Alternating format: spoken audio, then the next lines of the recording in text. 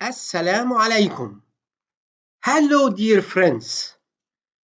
This is one of a series of videos about hospital policies and procedures, which are written instructions on how staff members do different processes. Policies are general rules that govern our performance, and procedures are sequential steps on how we do it and the responsible person for each step. We can update these rules when we have new standards to follow. In this video, we will talk about uniform care of all patients. For more videos, please visit my Facebook page, Healthcare Quality, and my YouTube channel, Dr. Hassan Kamel. If you like it, please support me with likes and follow.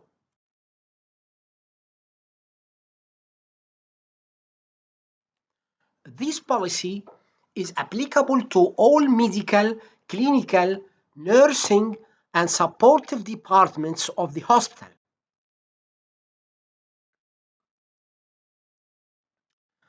Purposes of this policy are: number one, to ensure that patients with the same health problems and care needs receive the same quality of care throughout the organization. Number two, to carry out the principle of one level of quality of care. Number three, to ensure that services provided to similar patient populations in multiple departments or settings are guided by policies and procedures that result in their uniform delivery. Number four, efficient use of resources.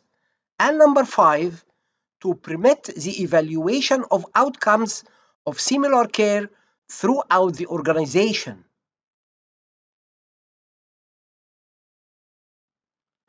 Definitions. Number one, hospital leaders are hospital staff who plan, guide, and direct the services provided by the hospital. At the hospital director, medical director, chief nurse, and heads of departments.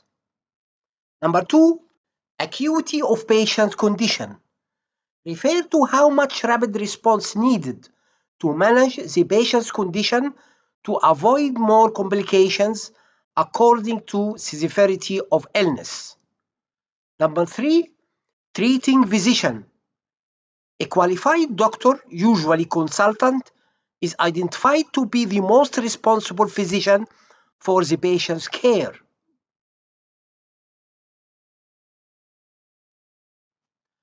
Policy statement. Number one, applicable laws and regulations, policies and procedures, and clinical guidelines guides uniform care of all patients.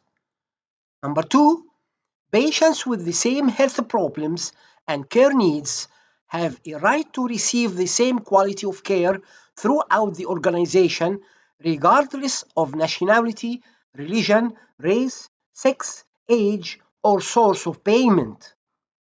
Number three, access to and appropriateness of care and treatment do not depend on the patient's ability to pay or the source of payment.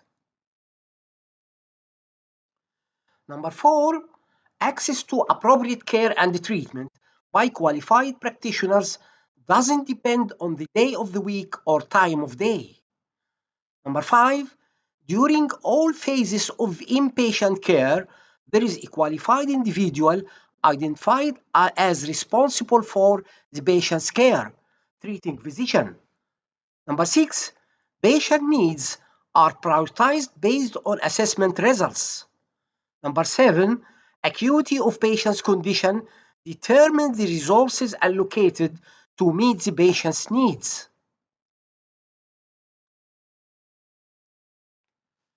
Responsibilities.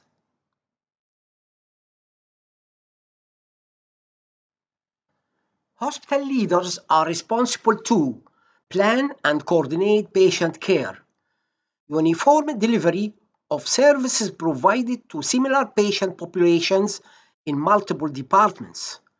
Same level of care is available each day of the week and all work shifts each day. Department heads are responsible to provide the scope of service of their department in writing, clinical practice guidelines, and scope of service to cover 24-hour, 7 days a week with a qualified practitioner.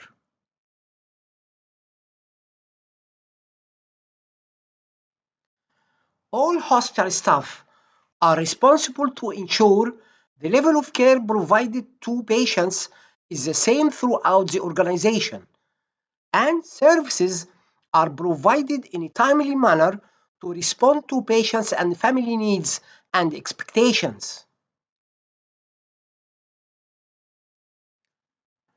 Procedures.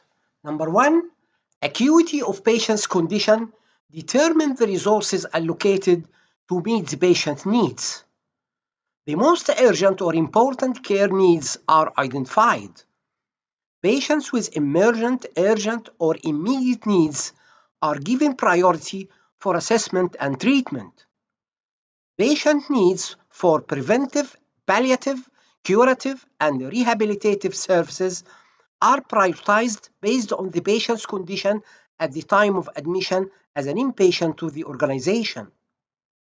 The organization considers the clinical needs of patients when there are waiting periods or delays for diagnostic and or treatment services.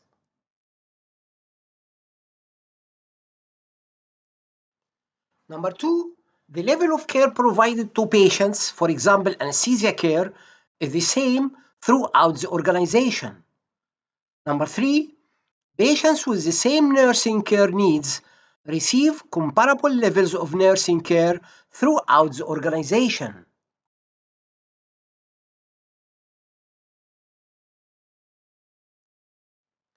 Here are some examples of ER protocols.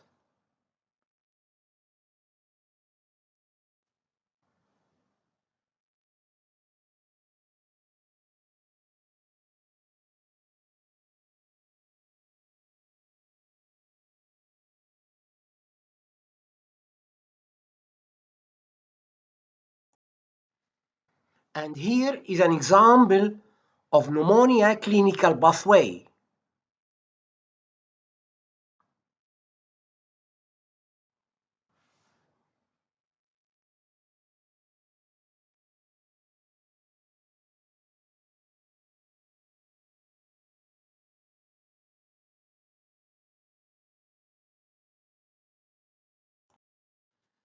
And another clinical pathway for uncomplicated coronary artery bypass grafting.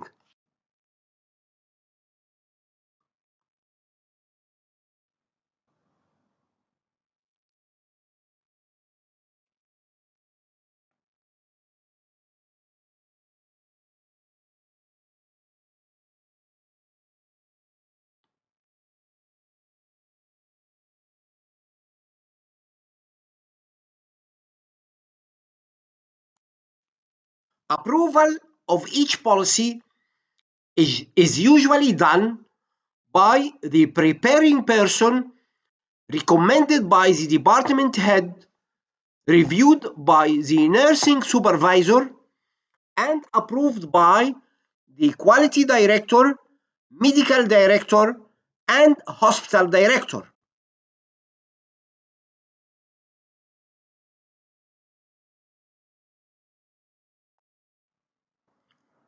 Thank you.